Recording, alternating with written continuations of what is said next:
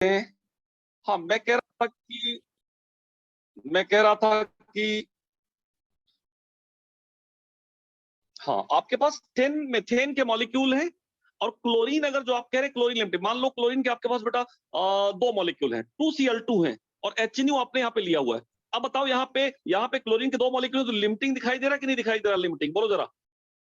Yes sir. तो अब क्या होगा, अब जरा देखो होगा क्या कि सबसे पहले एक मेथेन यहां से पिक करो, एक मेथेन यहाँ पे, एक मेथेन और एक क्लोरीन जो है आपका, एक क्लोरीन क्या मिलके बना लेगा?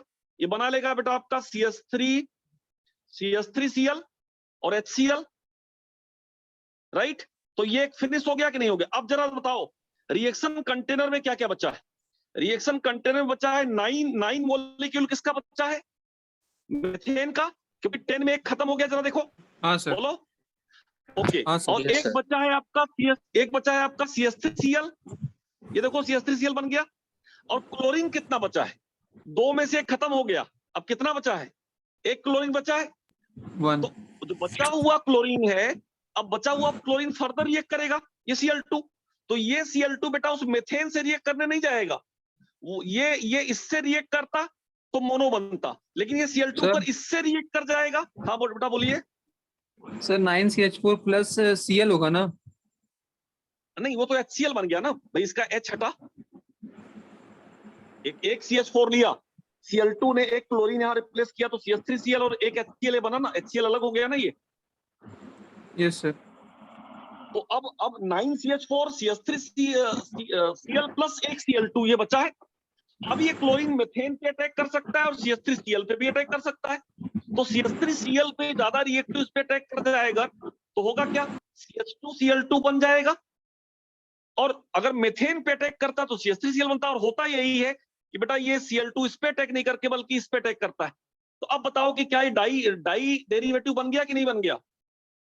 Yes sir. इसका मतलब है कि क्लोरीन लिमिटिंग लेने से काम नहीं चलेगा। मैं अगर यहाँ पे क्लोरीन लिमिटिंग लिखूं तो गलत हो जाएगा। तो मुझे क्या लिखना पड़ेगा हमेशा?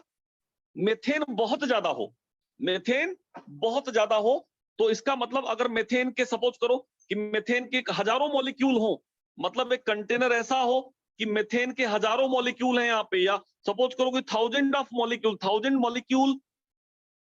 मॉलिक्यूल ऑफ मेथेन, और धोखे से एक मॉलिक्यूल अगर CH3Cl का बन भी गया है, CH3Cl का बन गया और एक क्लोरीन पड़ा है, तो मेथेन के मॉलिक्यूल इस क्लोरीन को चारों तरफ से घेर लेंगे कि नहीं घेर लेंगे?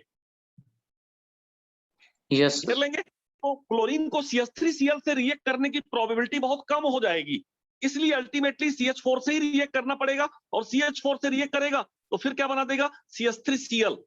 तो आल्दो मैं कहना ये चाह रहा था कि ये दोनों बातें लगती एक जैसी हैं कि मेथेन को चाहे एक्सेस लिख दो चाहे क्लोरीन को लिमिटिंग लिख दो, लेकिन क्या है दोनों बातें एक जैसी है क्या? प्रैक्टिकली नहीं, दोनों बातों के अप्रोच में फर्क है। यानी ठीक है, मेथेन या अगर एल्केन जो भी लेंगे उसको बहुत ज्यादा लीजिए, बहुत ज्यादा, तब आपको मोनो प्रोडक्ट आपको मैक्सिमम या मेजॉरिटी के साथ मिलेगा। इस बात को अपने को ध्यान में रखना है। अदरवाइज अगर दोनों मेथेन और हेलोजन बराबर हैं तो रिएक्शन बेटा तब तक होती जाएगी जब तक कि सारे के सारे हाइड्रोजन रिप्लेस ना हो चले जाएं। Is that clear? क्या ये कॉन्सेप्ट क्लियर हुआ? सर एक बार नोट कर लें। Sure sir. बड़ी इंपॉर्टेंट चीजें डिस्कस कर रहा हूं मैं। आज से मैंने चालू किया 12th का, तो मैं टाइम लूंगा, मैं सारी रिएक्शन के रूट तक जाऊंगा, उसकी मैकेनिज्म तक जाऊंगा, फिर मैं आगे बढ़ूंगा। मैं सिर्फ ऐसा नहीं कि एक लाइन लिखा और स्टेटमेंट लिख के आगे बढ़ गया।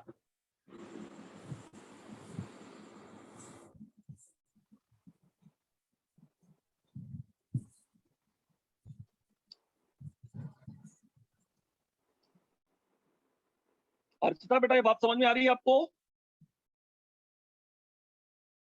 Yes sir. प्रियंका जी आप भी जुड़ गई हैं क्या? Yes sir. ठीक है। Priyanshi? Yes sir. Okay. Pooja आपको ये बात समझ में आई?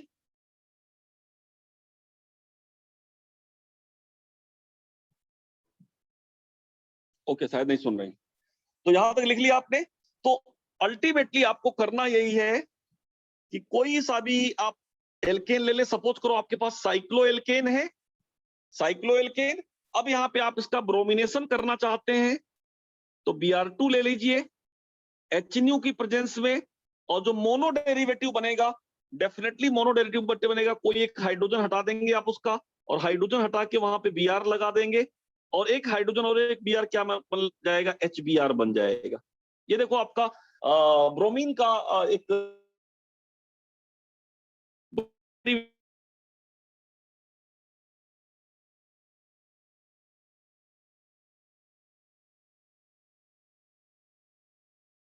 Yes.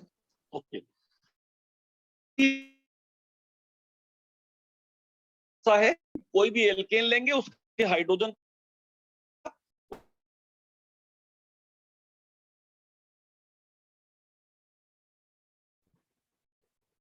मैकेनिज्म,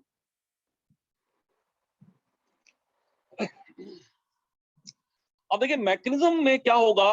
मैकेनिज्म में सबसे पहला जो स्टेप है बेटा, जो फर्स्ट स्टेप है मैकेनिज्म का, मैं आपको बताना चाहूंगा कि स्टेप 1 मैकेनिज्म में जो स्टेप 1 होगा, आपके पास हेलोजन है। हेलोजन क्या करेंगे, हेलोजन आपके पास है X और X2 का मतलब ये Cl2 भी हो सकता है, Br2 भी हो सकता है, I2 भी, कोई भी हेलोजन हो सकता है। अब यहाँ पे हेलोजन के पास आप देखें कि 3 लोन पेयर यहाँ पे भी होते हैं, 3 लोन पेयर यहाँ भी है, और 3 लोन पेयर यहाँ भी, और एक कोवेलेंट बॉन्ड है। एक कोवेलेंट बॉन्ड आपके सामने यहाँ पे पड़ा हुआ है, और लाइट की प्रेजेंस में हो क्या रहा, HNU है बेटा यहाँ पे HNU।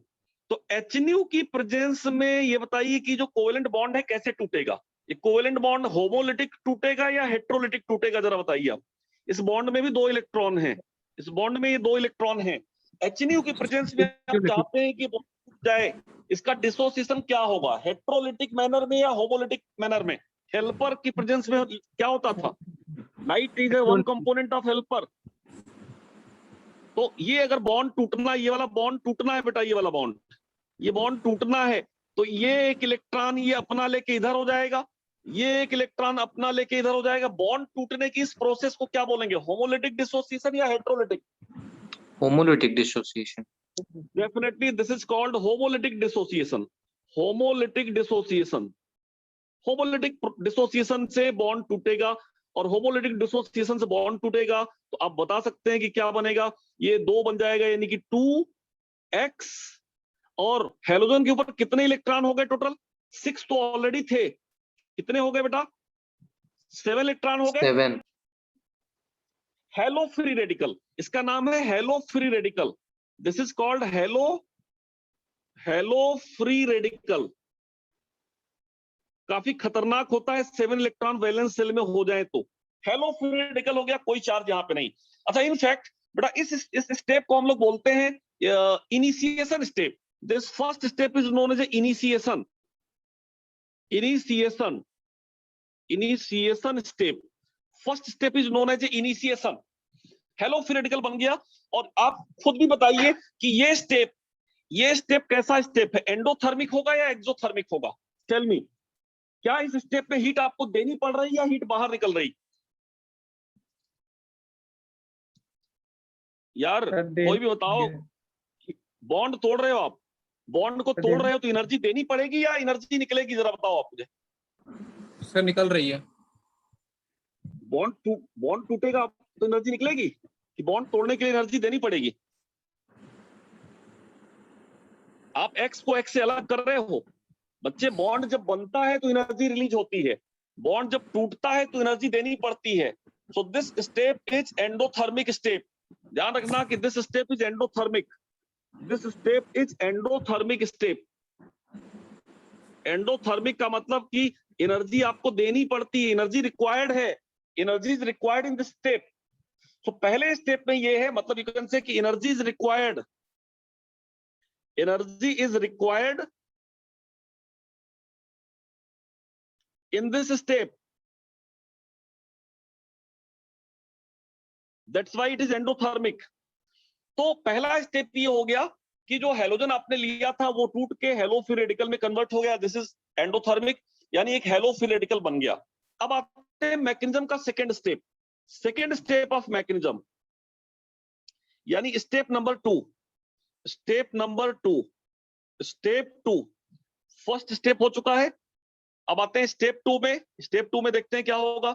ये फर्स्ट स्टेप आपका हो चुका है, जहां पे रेडिकल हेलो रेडिकल बन चुका है। दूसरे स्टेप में आते हैं। दूसरे स्टेप में होना ये है जिसको आप बोलते हैं प्रोग्रेशन स्टेप। इसका नाम है प्रोग्रेशन। प्रोग्रेशन या प्रोपोगेशन।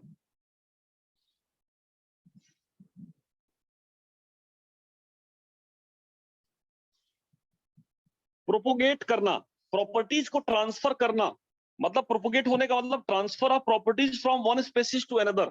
इस प्रोग्रेशन या प्रोपोगेशन का मतलब होता है कि ट्रांसफर ऑफ प्रॉपर्टीज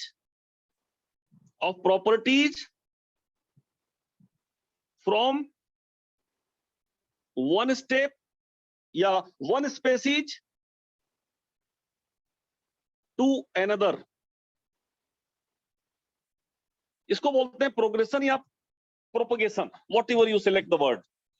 सो अब इस बार क्या होगा कि अपने पास मेथेन पड़ा हुआ है। मेथेन का मतलब मान लो कि मेथेन अपने पास पड़ा है CH, ये H है, ये H है, 4 बॉन्ड है मेथेन में।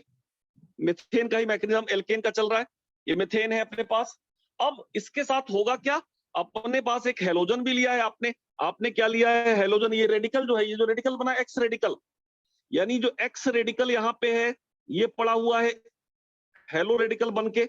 अब होगा क्या कि जो मेथेन इसके कांटेक्ट में आएगा तो मेथेन का एक कोवेलेंट बॉन्ड, बड़ा ध्यान से देखिएगा, एक कोवेलेंट बॉन्ड ये CH बॉन्ड, जहां पे एक इलेक्ट्रॉन यहाँ है एक इलेक्ट्रॉन यहाँ है, ये बॉन्ड भी बेटा होमोलिटिक मैनर में टूटे। यानी ये इलेक्ट्रॉन एक हाइड्रोजन की तरफ आ जाए और ये इलेक्ट्रॉन इधर आ जाए, तो ये बॉन्ड कुछ इस तरह से टूट जाए, ये बॉन्ड कुछ इस तरह से टूट जाए।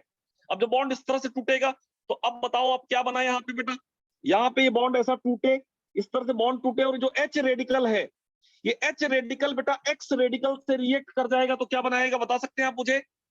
ये जो H रेडिकल है X रेडिकल से रिएक्ट कर जाए तो क्या बना लेगा, HX। Tell me. Yes sir. ये H रेडिकल एक इलेक्ट्रॉन और ये X में 7 इलेक्ट्रॉन, H और X मिलके HX बना लेंगे, एक एक इलेक्ट्रॉन की शेयरिंग करके। और प्लस क्या बनेगा, आप देखो मिथाइल पे एक इलेक्ट्रॉन आ जाएगा, यानी मिथाइल रेडिकल बन गया, यानी H और ये H। आप देखिए कि ये रेडिकल बन गया, फ्री बन गया, यानी एक इंटरमीडिएट बन गया। You can say this is free radical, this is free radical, free radical बन गया। और आप देखिए कि हाँ श्योर, आप देखिए कि रेडिकल बेटा किसने अपनी प्रॉपर्टी किसको ट्रांसफर कर दी, क्या आप बता सकते हैं किसने अपनी प्रॉपर्टी किसको ट्रांसफर कर दी। हेलोजन जो रेडिकल था, हेलोजन जो रेडिकल था वो अब रेडिकल नहीं रहा, उसने किसको रेडिकल बना दिया, कार्बन को। यानी इसको बोलते हैं प्रोग्रेशन या प्रोपोगेशन, यानी हेलोजन ने अपनी प्रॉपर्टी को कार्बन को शिफ्ट कर दिया और खुद न्यूट्रलाइज हो गया, इनफैक्ट वो खुद कॉमन मॉलिक्यूल में कन्वर्ट हो गया। कॉपी कर ले। And this step is exothermic, ध्यान रखिएगा ये स्टेप, ये वाला स्टेप एक्सोथर्मिक है, this is exothermic step. Exothermic step बहुत ही इंपॉर्टेंट सी चीज चल रही है, अगर आपको समझ में आ रही बात तो। एक्सोथर्मिक स्टेप, ये एक्सोथर्मिक है ये वाला step in general.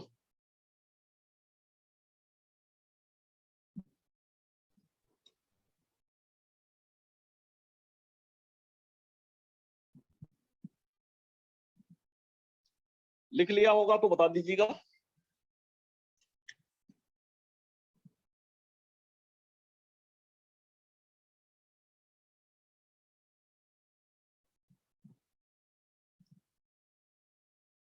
Yes sir लिख लिए। ओके अब देखिए इसको अगर सिंपल दिखाएं तो क्या दिख सकता है, सिंपली लिख सकते हैं इसको, क्या CH4 था, ये CH4 था, आपने X रेडिकल यहां पे लगा दिया, X रेडिकल, तो ये क्या बन गया, ये बन गया CH3 रेडिकल और प्लस HX, ऐसा लिख सकते हैं आप। उसको ऊपर मैंने पिक्चराइज कर दिया इलेक्ट्रॉन वाइज मैंने इसको पिक्चराइज भी कर दिया है किस तरह से वो है। तो ये आप देखिए कि कार्बन रेडिकल यहाँ पे बन चुका है, ये सेकंड स्टेप आपका हो गया। अच्छा अब इसी जगह पे क्या होगा, यहीं पे आप देखिएगा, यहीं पे एक चीज और होने वाली है। अब जो CH3 रेडिकल बना, ये जो CH3 रेडिकल बना ये वाला, ये CH3 रेडिकल क्या करने जा रहा है जरा देखिए। दिस इज CH3 रेडिकल, यानी कि एक कार्बन पे यहाँ पे ये H है, ये H है और ये H है, CH3 है, अब ये क्या करेगा CH3 रेडिकल, वहीं पे अभी हेलोजन यानी कि X2 ढेर सारे पड़े हैं, X2 ढेर सारे पड़े हैं, हेलोजन के मॉलिक्यूल ढेर सारे हैं। तो ये रेडिकल अब फिर क्या करेगा, जरा देखो यहाँ पे, ये वाला बॉन्ड फिर से, ये X2 बॉन्ड फिर से अगर होमोलिटिक मैनर में टूट जाए, X2 बॉन्ड अगर फिर से होमोलिटिक मैनर में टूट जाए, ये वाला बॉन्ड फिर से होमोलिटिक मैनर में टूट जाए कि ये इलेक्ट्रॉन इधर आ जाए, ये इलेक्ट्रॉन इधर आ जाए और ये अलग हो जाए। अब आप देखिए कि कार्बन का रेडिकल और X का रेडिकल मिलके क्या बना लेगा, ये दोनों आपस में रिएक्ट करें तो क्या बन जाएगा, क्या CH3X बन जाएगा कि नहीं बनेगा? Yes sir. बोलो, CH3X बन गया और बचा क्या, ये X रेडिकल, ये बचा आपका X रेडिकल। आप देखिए कि हेलो रेडिकल फिर से यहाँ पे जनरेट हो गया, X रेडिकल यहाँ पे बन गया। और ये वाला जो स्टेप है बेटा, इस वाले स्टेप को भी आप बोल सकते हैं कि ये इनफैक्ट एक्सोथर्मिक है, ये एक्सोथर्मिक स्टेप है। जनरली इसको भी आप बोल सकते हैं कि एक्सोथर्मिक स्टेप है, this is also exothermic step. हाँ सर एक बार फिर से समझा दीजिए। श्योर, एक्सोथर्मिक स्टेप है। मैं ये बोल रहा था कि आप ये देखिए जो मिथाइल रेडिकल यहाँ पे बना, ऊपर वाले केस में आप देखिए कि मिथाइल रेडिकल बना है कि नहीं बना है, प्रोपोगेशन के बाद ये मिथाइल रेडिकल बना। तो ये मिथाइल रेडिकल हेलोजन के दूसरे मॉलिक्यूल से टकराएगा, कोलाइड करेगा और हेलोजन X यहाँ पे टूट जाए एक X रेडिकल। तो ये X रेडिकल 7 इलेक्ट्रॉन और कार्बन, मतलब ये वाला इलेक्ट्रॉन और ये 7, ये बॉन्डिंग करके कोवेलेंट बॉन्ड बना लेंगे, CH3X बनेगा और X रेडिकल अलग हो जाएगा कि नहीं किनारे। आप ऐसे समझिए, जैसे देखिए यहाँ पे इस बार मैं इसको ऐसे लिखता हूं, क्लियरली देखिए आप बेटा, अगर ये कार्बन है, हाइड्रोजन हाइड्रोजन हाइड्रोजन, यहाँ पे एक इलेक्ट्रॉन ये है, और ये जो X टूट जाए, X के पास भी ये एक इलेक्ट्रॉन, मतलब 7 इलेक्ट्रॉन है। अब बताओ कि क्या दोनों को ऑक्टेट पूरा करने के लिए एक एक इलेक्ट्रॉन की जरूरत है कि नहीं? कार्बन का 7 इलेक्ट्रॉन है और हेलोजन का भी 7 इलेक्ट्रॉन है, तो अगर ये एक एक इलेक्ट्रॉन ये शेयर कर लें तो क्या दोनों का ऑक्टेट पूरा हो जाएगा कि नहीं हो जाएगा? Yes sir. तो ये शेयर करेंगे तो क्या बनेगा, अल्टीमेटली CH3X ही तो बनेगा ना। और X एक X बच जाएगा आपका, हेलो रेडिकल यहाँ पे एक बच चुका होगा। तो सर डबल X क्यों लिखे फिर? हाँ बेटा, सर यहाँ पे डबल X क्यों लिखे हैं? डबल X का मतलब ये हेलोजन है ना, X2 हेलोजन। भाई आपने एक कंटेनर में आपने क्या किया है कि एल्केन, यहाँ पे एल्केन डाल दिया, ढेर सारे CH4 हैं और इसी में आपने ढेर सारे X2 डाल दिए, इसी के अंदर। अब रिएक्शन हो रही, तो पहले क्या हुआ होगा, पहले सबसे पहले स्टेप में हमने बताया इनिशिएशन ऐसा हुआ होगा कि पहला हेलोजन टूटा होगा इस तरह से, फिर ये हेलोजन जाके अटैक किया होगा मीथेन के ऊपर, तो फ्री रेडिकल प्रोपोगेट होकर मिथाइल बना होगा, फिर ये जो मिथाइल है, ये मिथाइल दूसरे हेलोजन के ऊपर अटैक किया होगा तो CH3X बना होगा और X रेडिकल इस तरह से जनरेट हुआ होगा। ये प्रोबेबिलिटीज है कि ऐसा हुआ होगा यहाँ। Getting my point? अब यस सर। आता है third step. Now third step,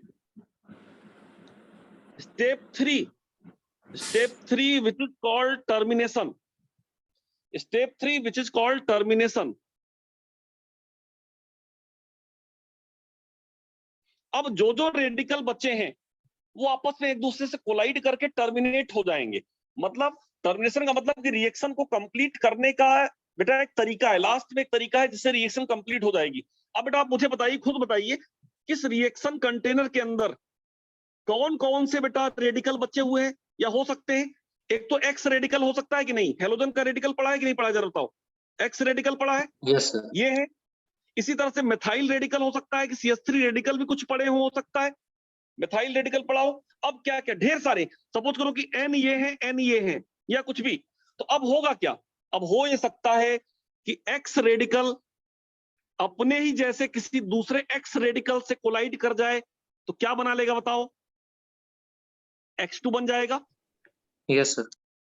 एक पॉसिबिलिटी ये भी है कि CH3 रेडिकल अपने ही जैसे CH3 रेडिकल से कोलाइड कर जाए तो क्या बना लेगा, CH3 यस सर। एथेन। एक पॉसिबिलिटी ये भी है कि CH3 रेडिकल X रेडिकल से कोलाइड कर जाए तो क्या बना लेगा, CH3X। अब जाके रिएक्शन यहाँ पे खत्म होगी। तो आप देखिए टर्मिनेशन में जो कुछ भी बचे थे खत्म हो गए। और अक्सर एडवांस लेवल में पूछता है आपसे किसी टेस्ट में कि जब भी आप मीथेन का हेलोजनेशन कराते हैं तो थोड़ा सा ही सही एथेन क्यों बनता है, why this ethane is formed? तो उसका जवाब मिल गया। एथेन किस स्टेप पे फॉर्म हो रहा है? Termination sir. में। थोड़ा सा एथेन टर्मिनेशन में फॉर्म हो सकता है।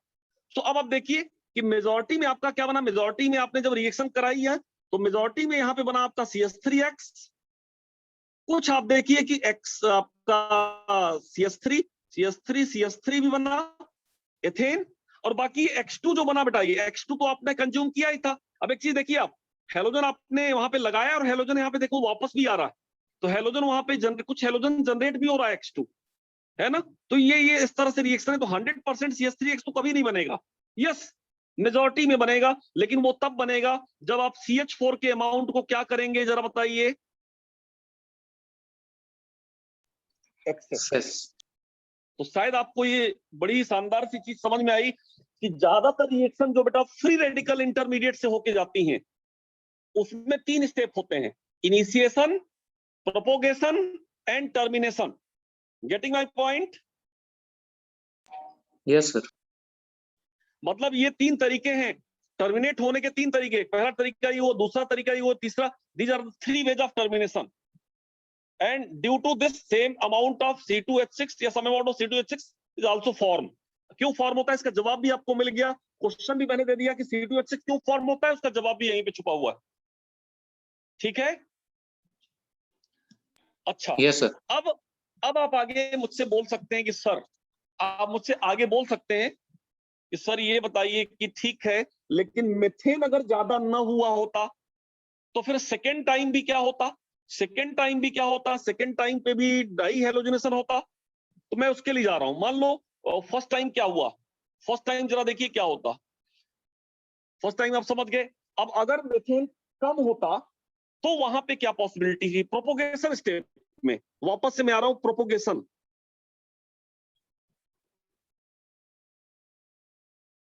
प्रोपोगेशन स्टेप में। अब वहां पे अगर अगर आप देखिएगा प्रोपोगेशन में स्टेप में, यहां पे देखिए प्रोपोगेशन स्टेप देखिए जरा, प्लीज सी केयरफुली। आप बताइए प्रोपोगेशन स्टेप में कौन किससे टकराया है? ये जो मेथेन है किससे टकरा रहा है बेटा? मेथेन एक्स रेडिकल से टकराया कि नहीं टकराया? बोलो। Yes, sir. लेकिन अगर मान लो CH3X ही टकरा जाता, प्रोपोगेशन स्टेप में ये होता कि आपके पास CH3X है, CH3X ये टकरा जाता एक्स रेडिकल से। एक पॉसिबिलिटी ये भी थी, अगर अगर अगर मेथेन कम होता तो CH3X टकरा जाता। अब बताओ अगर CH3X टकराता तो क्या बनता? जरा उस प्रोसेस को देख के बताओ, उस प्रोसेस को देख के बताओ क्या हुआ है। CH4 से X टकराया तो CH3 रेडिकल बना, यानी इसका HX बाहर हुआ है। बेटा यहां से HX बाहर हो जाएगा तो क्या बनेगा जरा बताओ मुझे आप।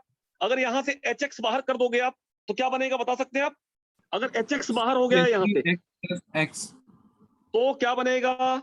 CH2 X रेडिकल बनेगा कि नहीं बनेगा जरा बताओ। CH2X बन गया भाई। Yes, sir. एक एच यहां चला गया तो CH2X रेडिकल बना। अब ये CH2X रेडिकल, ये CH2X अगले स्टेप में, ये CH2X रेडिकल फिर क्या करेगा? X2 से यानी हेलोजन से टकराएगा। अब हेलोजन से अगर टकराएगा तो आप देखिए क्या होगा, फिर क्या बन जाएगा जरा बताइए। ये ब्रेक करेगा यानी बन जाएगा ये CH2X2 और प्लस X रेडिकल बना कि नहीं बना जरा बताओ, बोलो। अब जो आपके सामने आ Yes, गया, sir. ये बताना, ये बताओ डाई हेलाइड बन चुका है कि नहीं बन चुका है? देखो दोनों है, दोनों डाई हेलाइड बन गया कि नहीं बन गया? CH2X2। Yes, sir. बन गया. और फिर टर्मिनेशन ले जाओगे, थर्ड स्टेप टर्मिनेशन आएगा। जो X रेडिकल है वो X रेडिकल दूसरे X रेडिकल से X2 बना लेगा। अच्छा, और टर्मिनेशन में क्या आएगा? टर्मिनेशन में आएगा यहाँ पे CH2X रेडिकल दूसरे CH2X रेडिकल से टकराएगा तो क्या बना लेगा? आप देखें कि CH2 डाई हेलाइड, ये कौन सा डाई हेलाइड है? CH2X कौन सा डाई हेलाइड बन गया? क्या बोलेंगे, जेम बोलेंगे या विक बोलेंगे? विसिनल डाइलाइट. विक या विसिनल डाई हेलाइड बन गया। और भी टर्मिनेशन का कोई स्कोप क्या बचा रहा है? यस, ये जो CH2X रेडिकल है, ये जो CH2X रेडिकल है, ये X रेडिकल से अगर टकरा जाए तो क्या बन जाएगा? CH2X2। तो देखिए टर्मिनेशन आ गया ये, है ना? और इसी तरह से सो ऑन। अब थर्ड क्या होगा, थर्ड स्टेप पे रिपीट करेगा, फोर्थ स्टेप पे रिपीट करेगा, और ये कहानी पूरी आगे तक चलन बनता चला जाएगा। I hope you got this point very clearly. Yes, sir. So this is termination step. यहाँ से यहाँ तक टर्मिनेशन है। This is somewhat termination of लोग।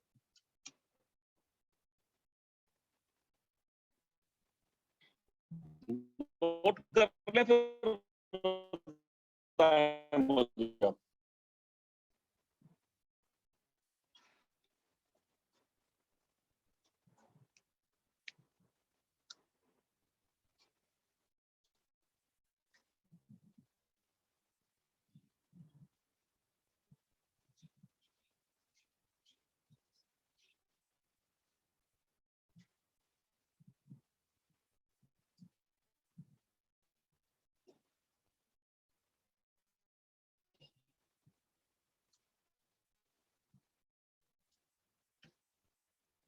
नोट हो जाए तो बताएं तुरंत आप।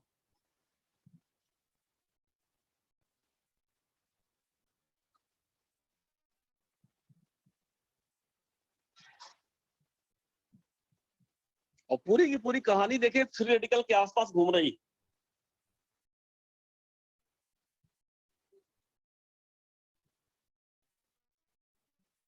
Yes, sir.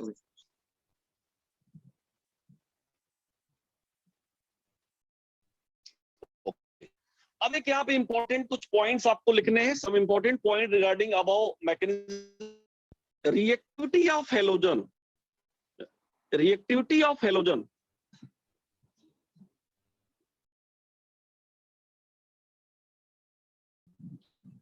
in reaction, in this reaction, इस रिएक्शन में जो हेलोजन की रिएक्टिविटी ऑर्डर है वो देखना है। कमाल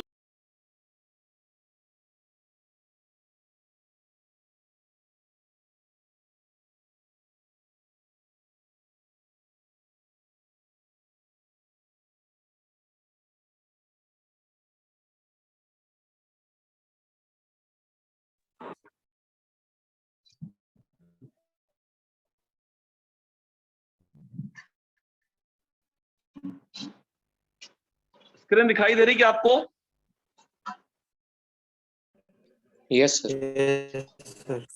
ओके, नेट की प्रॉब्लम थी, थोड़ा चला गया था। तो फ्लोरीन की जो रिएक्टिविटी है, फ्लोरीन ले सकते हैं आप, क्लोरीन ले सकते हैं आप, ब्रोमीन ले सकते हैं इस रिएक्शन में हेलोजन की जगह, और आयोडीन ले सकते हैं आप।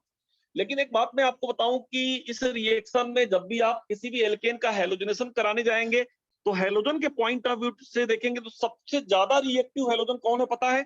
F2 सबसे ज्यादा रिएक्टिव F2 है, देन Cl2 है, देन Br2 है, और I2 लीस्ट रिएक्टिव है। मतलब स्ट्रिक्टली ये ऑर्डर फॉलो होगा। This is order of reactivity, this is order of reactivity,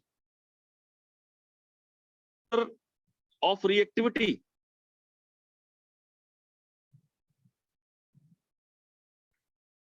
right, ये ध्यान रखना है।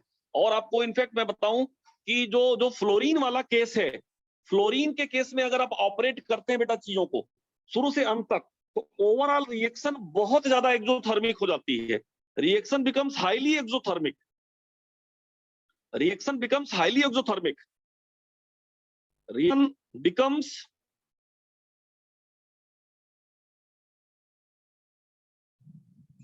Highly exothermic.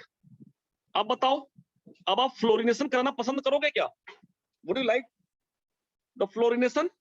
पता चला कि जिस टेस्ट ट्यूब पे आप मेथेन लिए हो उसमें फ्लोरीन डाल दो, ब्लास्ट हो जाए। मतलब एक पता चला कि छोटा मोटा जो सुतली बम होते हैं दीपावली वाले वो फट जाएं, तो क्या वैसी रिएक्शन लैब में कराना चाहोगे आप? No, No, sir. sir. तो इट इज वेरी फास्ट, बहुत फास्ट होता है, ये रिस्की होता है, इसको लैब में नहीं कराया जाता, फ्लोरिनेशन Sir, लैब में नहीं explosive कराया होता जाता। हाँ बेटा, सर एक्सप्लोसिव होता है बहुत। Very explosive. मतलब यहाँ से बॉन्ड टूटेगा फ्लोरीन का, है ना, तो काफी यहाँ पे एक्सप्लोसिव नेचर क्रिएट करेगा, हीट निकालेगा, इसलिए फ्लोरीन को नहीं लिया जाएगा। हाईली एक्सोथर्मिक है ये, आल्दो रेट वाइज ये फास्टेस्ट है, लेकिन ये प्रैक्टिकल लैब में करने के लिए नहीं जाएंगे, कभी भूल के भी फ्लोरिनेशन लैब में नहीं कराया जाएगा। अच्छा, जहां तक सवाल आयोडीन का है, तो iodine is very slow. Iodine के केस में reaction is overall endothermic. Reaction is overall endothermic. Reaction is overall endothermic and it is very slow। बहुत ही स्लो होता है आयोडेशन। मतलब आयोडीन के केस में आप देखेंगे कि आयोडेशन बहुत ही स्लो होगा। ठीक है, तो अब बताओ आयोडीन के केस में बहुत स्लो होगा तो क्या आयोडेशन कराने के लिए आपके पास टाइम है? मतलब 2 से 3 दिन, 2-3 days? No, sir. Sir no sir. 2-3 days आप बैठ के क्या रिएक्शन करा सकते हैं आज के टाइम में? नहीं। तो अब बताओ कि प्रैक्टिकली कौन सी चीज ऐसी है जो कराई जा सकती है, जिसका एक प्रैक्टिकल इंपॉर्टेंस है, बहुत ज्यादा फास्ट भी नहीं हो, बहुत ज्यादा स्लो भी नहीं हो। That is why bromination and chlorination is relatively you can say कि अफोर्डेबल। मतलब क्लोरिनेशन और ब्रोमिनेशन को टाइम और हीट के पॉइंट ऑफ व्यू से भी आप बोल सकते हैं ये कराया जा सकता है। मतलब प्रैक्टिकली ये जो चीजें हैं इनको लिया जा सकता है। Practically can be done. इसीलिए ज्यादातर क्वेश्चन में क्लोरिनेशन और ब्रोमिनेशन आपको दिया जाएगा, आयोडेशन या फ्लोरिनेशन के क्वेश्चन आपको नहीं मिलेंगे।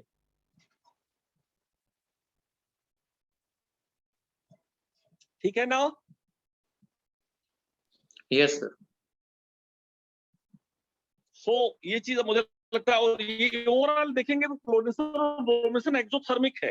क्लोरिनेशन और ब्रोमिनेशन बेटा ये ओवरऑल एक्सोथर्मिक है। मतलब हीट निकलेगी लेकिन उतनी ज्यादा नहीं,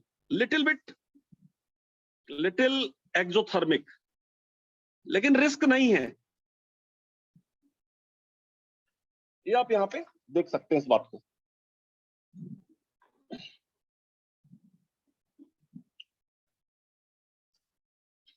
क्या ये बात समझ में आ गई? Yes sir. तो अब यहीं पे एक शानदार सी चीज और आपको सीखना पड़ेगा, यानी कि कौन सी चीज ऐसी है जो प्रैक्टिकली आप करा सकते हैं? क्लोरिनेशन और Cl2Br2। Bromination. Yes, means chlorination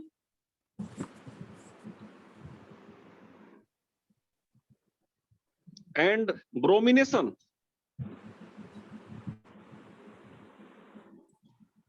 having a physical significance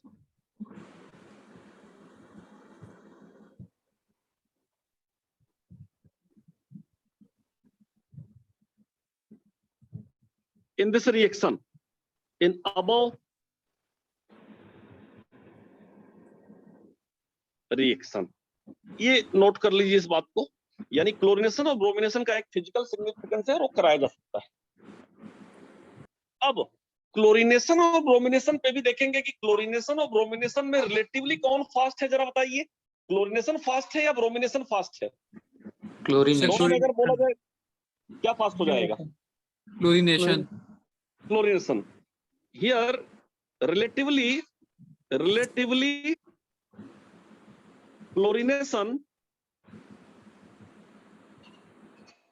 is faster than bromination।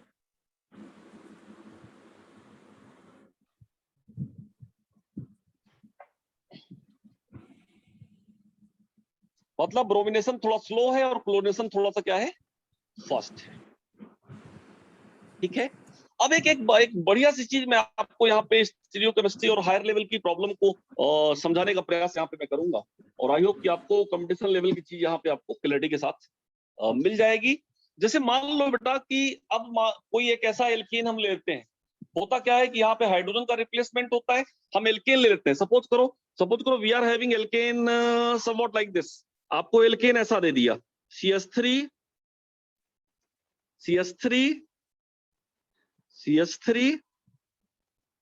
और H ये दे दिया।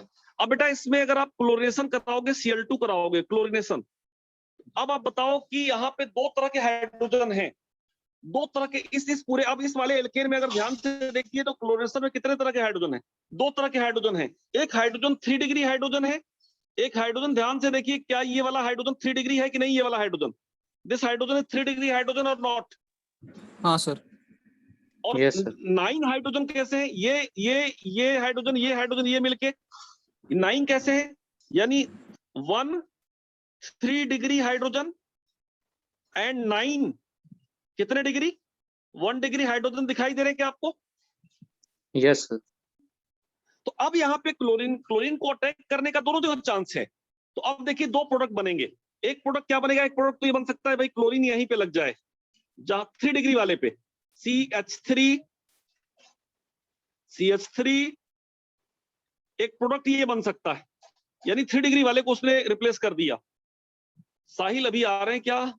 ऐड कर लें साहिल जी को, देर आए दुरुस्त आए, यही चलेगा और क्या कह सकते हैं।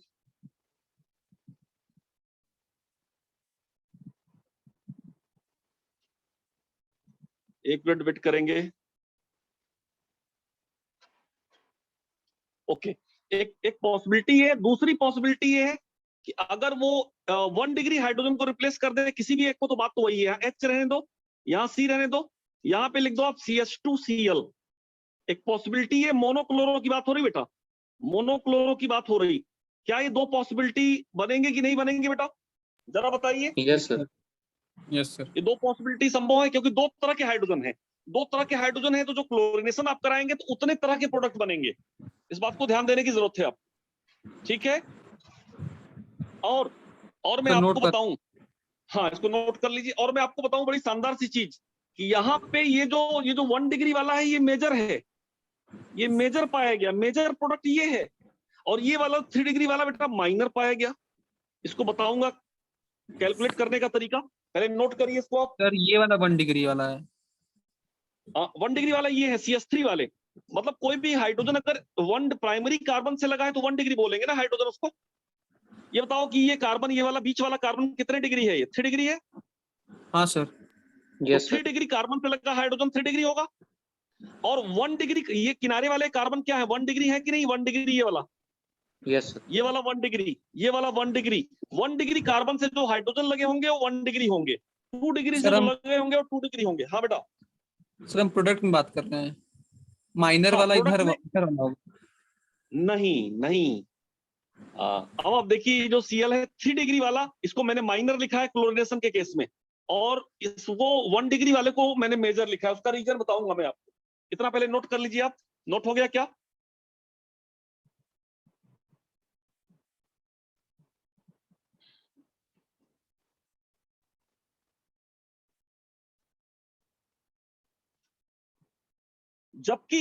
जबकि अगर इसी को अगर बेटा किससे रिएक्ट करा देते हम? इसी को अगर ब्रोमीन से रिएक्ट करा देते, उसी को अगर हम Br2 से रिएक्ट करा देते, ब्रोमीन से रिएक्ट करा देते HNO की प्रेजेंस में, अगर हम ब्रोमीन से रिएक्ट करा देते तो प्रोडक्ट क्या बनता? प्रोडक्ट तो यही बनता ना बेटा, प्रोडक्ट बनता Br CH3। ये दो ही प्रोडक्ट बनते कि नहीं बनते जरा बताओ? एक ये बनता हाँ सर। और यस दूसरा सर। क्या बनता? दूसरा बनता HCH2Br और CH3 और CH3। लेकिन एक खास बात ये है, इस बार पता है ये जो 3 डिग्री वाला है ये मेजर बन जाता है। पता चला कि ये मेजर बन गया इस बार, और ये माइनर बन गया।